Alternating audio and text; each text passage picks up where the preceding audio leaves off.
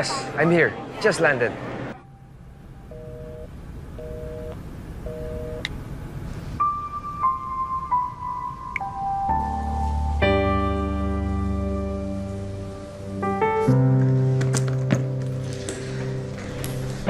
We should never regret the choices that we make.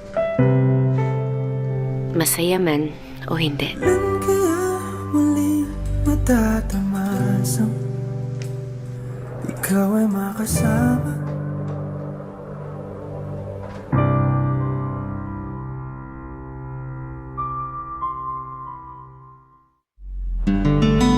Hello, Jenny.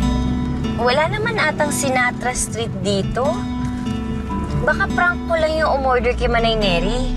Number 16, Sinatra Street. Oo, yun doon sabi sa kanya ng customer eh. Bakit hindi mo kasi i-waze? Eh, wala nga sa subdivision na to. Ha? Sandali. Ito na ata yun, Sumatra Street. Eh nako, hindi Sinatra, Sumatra. Ito talagang si Manay Neri. Nabibingi na. O sige na, bye.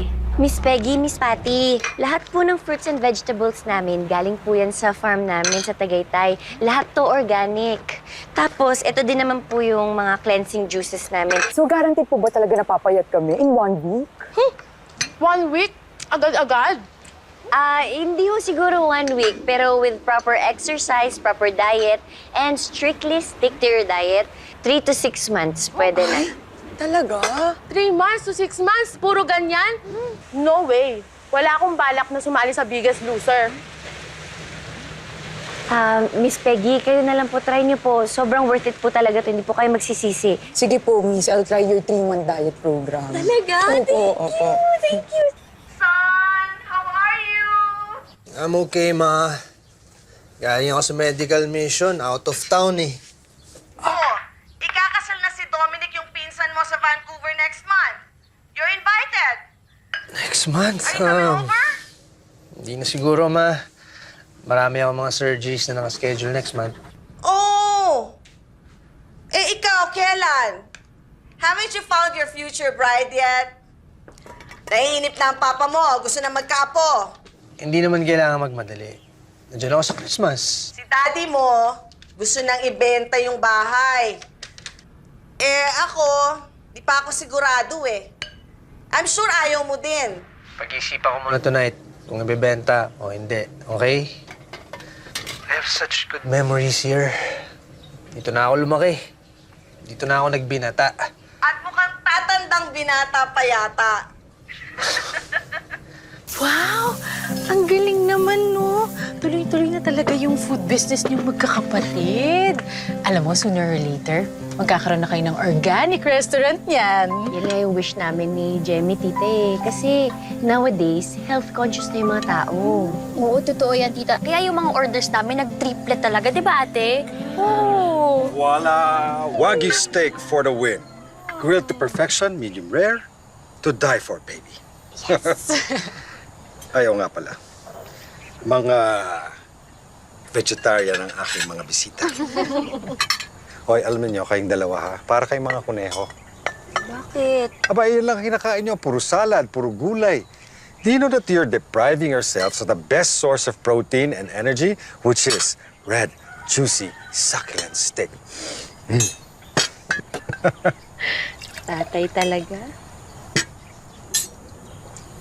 Yan, tay, ganyan. Red wine sa tanghali as always. It's good for the heart. Tay, let me remind you, yung huli namin punta dito, nag-shoot up lang naman ang BP mo ng 150 over 100. Hoy, kayong dalawa, pinadala ba kayo ng konsyensya ko dito? Bihira niyo na lang nga ako bisitahin, puro sermon pang dala ninyo. Your tatay is enjoying his life to the fullest. I'm strong as a bull. Kahit sa sex, hindi ko pa kailangan ng enhancement, no? Sige lang ng sige. Tay, hindi kailangan marinig yan. O bakit nga ba hanggang ngayon wala ka pa ring boyfriend? Nako, Zaira, huwag kang gagaya sa akin, ha? I enjoyed my single life till I was about 32. Oo yan. Isang byudo ang nakabingwit sa akin. Nagsisisi po ba kayo na si tatay ng katuluyan niyo? Nako, hindi. Hindi yun yung ibig kong sabihin. Pakaswerte ko nga dyan sa tatay mo, eh. Para kasing pakunti na ng pakunti ngayon yung mga eligible bachelors. Kung hindi sa babae, sa lalaki nagpapakasal, di ba? Pero seriously, kung saan ka masaya? Hindi naman kasi kailangan ng isang babae ang love life para mabuo, di ba? Pero, syempre, iba din minsan. May bumibaby sa'yo, lumalambing sa'yo, kagaya ng ginagawa ng tatay mo sa akin, di ba?